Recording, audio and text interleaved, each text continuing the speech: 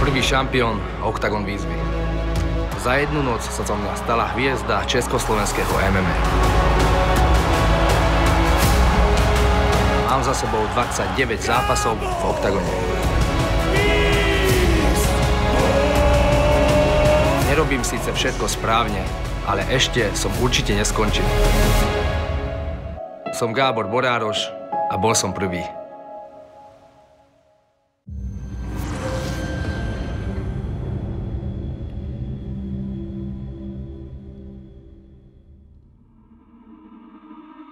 Dneska je najkrajší deň v mojom živote. Na prvom rade preto, lebo dneska mám narodeniny a dneska som už 30 a dneska bude mať narodeniny aj Zora, lebo už teraz tu sme v nemocnice, to je Dunajská stredská nemocnica a teraz už iba čakáme tu vonku, lebo Monika už je vnútri a ešte máme na to 30 minút a už budem otec.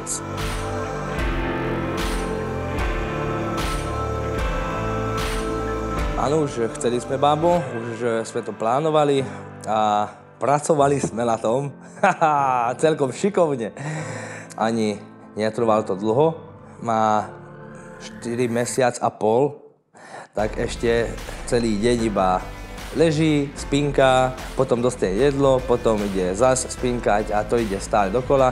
Čo robíme najčastejšie spolu, že spolu spíme. Lebo keď napríklad Monika ide do mesta, alebo ide trénovať, alebo čo ja viem, ide do obchodu, tak stále spinkáme spolu, alebo pozeráme spoločne telku a potom takisto aj tak zaspíme obidvoja. Teraz v prvom rade, čo už viem a cítim, že už viem, že nie ja som na prvom mieste.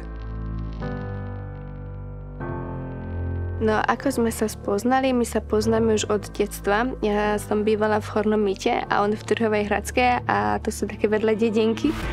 A ja som chcela začať cvičiť, takže som napísala Gáborovi, že potrebujem trénera, lebo nepoznala som nikoho iného, iba Gábora.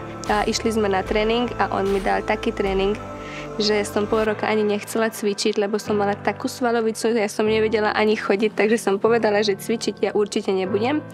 No a potom vlastne ma pozval na rande, išli sme do termálneho kúpaliska a potom takto sme sa začali nejak stretávať a sme sa dali dokopy.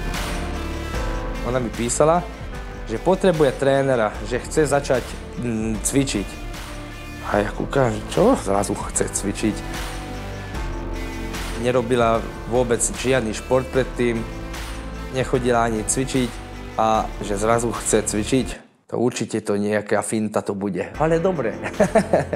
Ja rád idem do toho, tak potom išli sme aj do fitka, ale to pre mňa nebol akože stredko.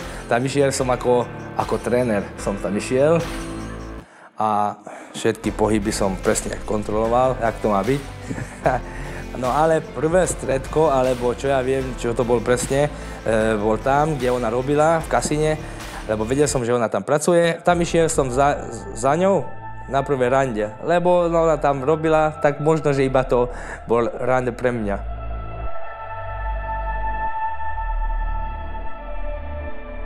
Na to, že médiá, aké veci som čítal, čo som dostal a furt ešte týždenne sú tam nejaké novinky, všade písali také k***iny a také blbosti, že vyzeralo to tak, že ja som to hovoril. Ale ja vôbec nikdy, ani raz nedal som žiadny rozhovor, s nikým som nekomunikoval, nedostal som žiadne otázky. Ale aj tak sú články a písali tam také veci, že Gábor toto robil a toto hovoril, že vôbec nič som nehovoril, s nikým som nebol a na to nebudem reagovať, lebo na to čakajú, že kedy budem na to reagovať. Tak, nech sa trápia všetci.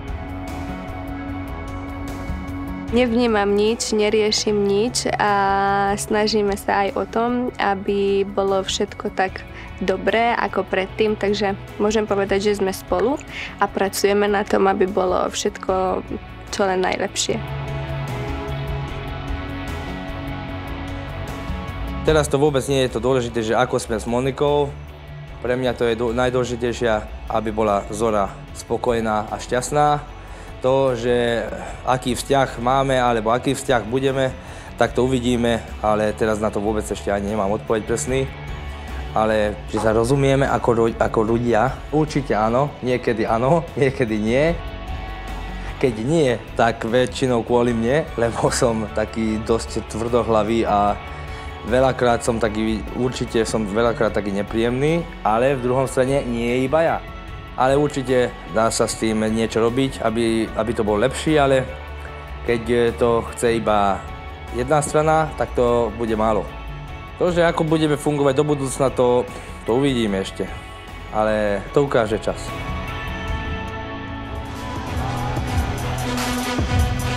No, husí kůže nám naskočila tady se Šarpejem, ukazujeme si oba dva, jak nejenom s námi, ale s celou arénou prostě hýbe, když Gábor Borároš nastupuje. Nedá se nic dělat, můžete ho milovat, můžete ho nenávidět. Ale Gábor Borároš je muž, který tady rozhýbal body MMA jako málo kdo jiný. Gábor byl v Evropě a řekl bych i dál než za hranicemi Evropy, jednou z nejžádanějších osob na zápas. A to víceméně platí. Ty, když řekneš Gábor Borároš ve světě MMA, tak všichni vědí, kdo to je. Je to strašně zvláštní, hodně lidí tomu nevěří, ale všichni vědí, kdo to je.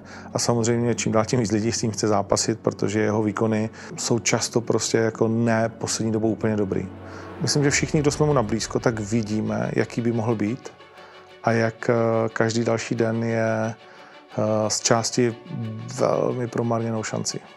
Myslím, že jediný muž, který na domácí scéně bude mít ve svém rohu Iliu a Attilu. I to o něčem svědčí, jak výjimečný Gábor pro nás všechny je. Ja s ním mám také skúsenosti, že má svoj svet a naozaj dá sa na tých najbližších, možno že pár ľudí, čo mu povie, tak vtedy sa uvedomuje a prepne sa mu niečo v hlave a ide po tej ceste spoločnej a dovtedy proste on má takú svoju hlavu a ide. Troška je aj lajdák, troška je aj taký, že proste miliónkrát bolo tak, že došli za mnou po prehratej zápasy, sadli sme si, ja som povedal môj názor, on to bral, jasné, toto bude toto a proste nevidel som ho pol roka.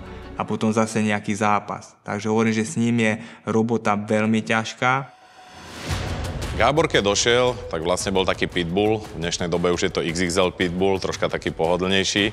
On je talent, takže on vlastne ani nepotrebuje nejaké bojové športy.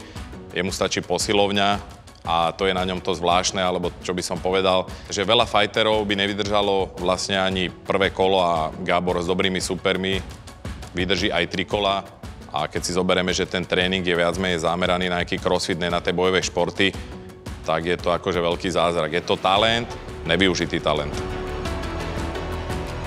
No, že prečo to také podľa mňa? Preto, lebo aký človek som aj v živote, tak možno, že aj preto fungujem takto aj ako športovec, lebo tu som taký strašne tvrdohlavý, lebo všetko musí byť tak, ak som to vymyslel ja. Keď sa mi nechce ísť tam, tak ani nejdem vôbec. A nerozmýšľam ani. Možno, že to nenatáčam stále, že trénujem, ale to tak je. Kto ma pozná, tak aj vie, že Gábor, keď ešte bude 70, tak aj tak bude trénovať. Len to je pravda, že musím viac trénovať MMA a nie iba to, čo vymyslím ja. Jasné, že výhry chcem najviac, tak preto, aby som bol ja spokojný, tak musím to nejak zmeniť. Gáborové prehry boli zväčša s veľmi dobrými bojovníkmi, takže ja by som ho nedával nejak do starého železa, že proste prehral a nemá na to a tak ďalej. On musí sám sebe nájsť tú motiváciu, sebe nájsť zase tú chuť do MMA, nelen do činiek a podľa mňa ešte môže ukázať veľké veci. On má na to, aby bol naozaj veľmi dobrý tým, že dostal ten talent. On je jeden z mála tých zápasníkov, keď idem do šatne a proste také presvedčený o seba, že je pripravený, že proste on mi tam vypráva také veci, že otočky budem robiť, neviem čo kúkam, že si osprostený, ale tak sa nahecuje do toho zápasu, že je reálne taký psychopat. Takže určite, že jeden deň Gábor by mohol byť veľký šampión. My Gábora tlačíme samozřejmě a vždycky ho tlačit budeme. Jo, protože některé věci se nezapomínají a někteří lidi prostě budou vždycky zajímaví. Jo, když Conor McGregor nazbírá 10 proher v řadě, a vím, že to přirovnání zase někteří mi řeknou, že je přitažený za vlasy, ale na to kašlu.